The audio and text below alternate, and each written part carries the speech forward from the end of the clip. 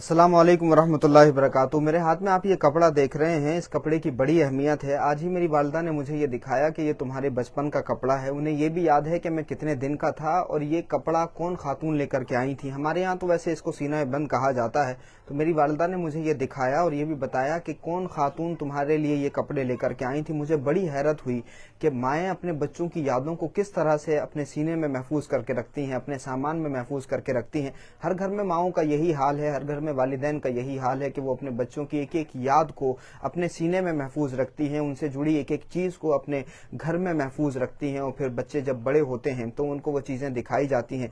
कई मरतबा हमारा एहसास मर जाता है तो वालिदैन की कुर्बानियां और उनके जो सेक्रीफाइसेस हैं, हमारी तवज्जो उसकी तरफ नहीं जाती। बच्चे जब बड़े होते हैं तो उनको लगता है कि बस वो ऐसे ही बड़े हो गए। माँ बाप की जो कुर्बानियां हैं, उनके जो एहसासात हैं, उनके जो जज्बात हैं, उनकी जो फीलिंग्स हैं, उनकी कदर नहीं होती। हर जगह हर घर में यही हाल है। तकरीबन अक्सरियत का हाल यही है कि वालिदैन की नाकदरी है। और कुरान मजीद में वालिदैन के एहतराम और उनकी इज्जत के हवाले से अल्लाह रब्बुल इज्जत ने कई मकामात पे बयान फरमाया। हुजूर से जब एक सहाबी ने पूछा था कि या रसूल अल्लाह सल्लल्लाहु अलैहि वसल्लम क़यामत कब आएगी, तो आका अलैहिस्सलातु वस्सलाम ने क़यामत की निशानियों में से एक निशानी ये भी बयान की थी कि जब औलाद अपने वालिदैन को नाराज करने लगेगी और उनकी नाकदरी करने लगेगी तो समझो कि क़यामत बहुत करीब है। तो वालिदैन तो अपने बच्चों को जवान करने के लिए और उनको आगे बढ़ाने के लिए और उनको कामयाब देखने के लिए अपनी कुर्बानियां देते हैं, अपने जज्बात को कत्ल कर देते हैं, अपनी ख्वाहिशात को मार देते हैं अपने बच्चों की ख्वाहिशात को पूरा करने के लिए। लेकिन बच्चे वालिदैन के सेक्रीफाइसेस को, उनकी कुर्बानियों को नजरअंदाज करते हैं। जब किसी मर्तबे पर पहुंचते हैं, किसी दर्जे पर पहुंचते हैं या किसी लायक हो जाते हैं तो उनको ये नहीं लगता है कि वालिदैन ने उनको किसी मकाम व मर्तबे पर पहुंचाने के लिए कोई सेक्रीफाइस किया है, और वो तमाम चीजों को नजरअंदाज कर देते हैं। और एक एज पर पहुंचने के बाद में बच्चों को ये लगता है कि शायद अपने वालिदैन को वो पाल रहे हैं। हालांकि अगर वो अपने वालिदैन की सेक्रीफाइसेस को, उनकी कुर्बानियों को अगर कभी सुनने के लिए बैठें तो उनको अंदाजा होगा कि कितने मुश्किल हालात से गुजर करके माँ बाप ने अपने बच्चों को जवान किया और कितने मुश्किल हालात से गुजर करके बच्चों को अपने पैरों पर खड़ा करने के लिए उन्होंने कितनी कुर्बानियां दी हैं।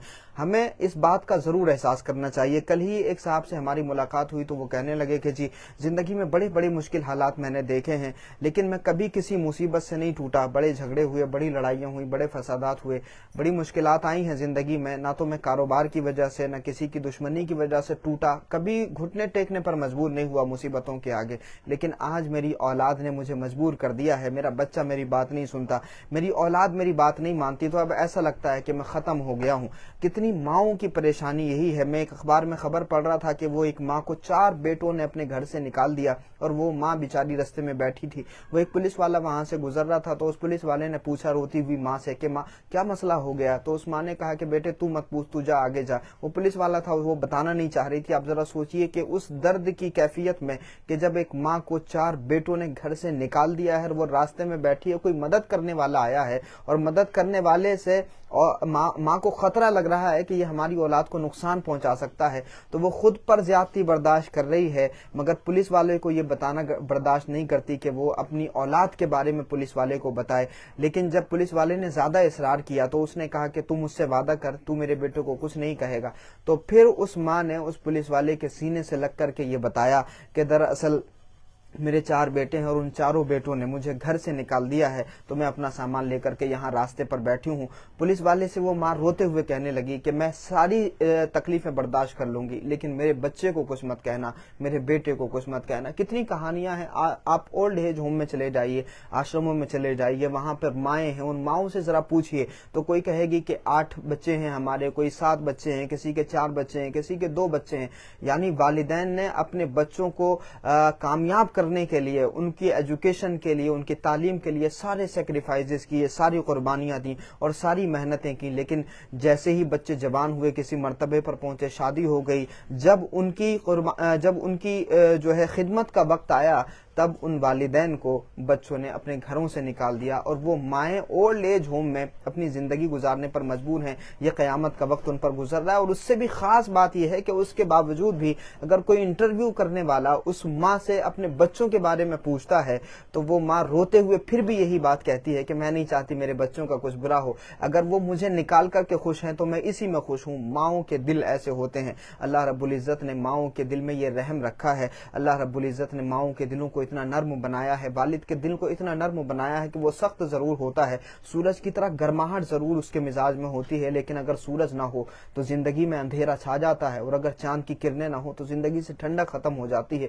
दो वजूद अल्लाह रब्बुल इज्जत ने माँ बाप की शक्ल में ऐसे बनाए हैं कि इंसान इनके होते हुए हर तरह की शिद्दत से, हर तरह की मुसीबत से बचा हुआ रहता है। ये जिंदगी की सारी मुश्किलात बाप अपने सर पर ले लेता है और माँ अपने परों को फैला करके अपने बच्चों को अपनी आगोश में ले लेती है।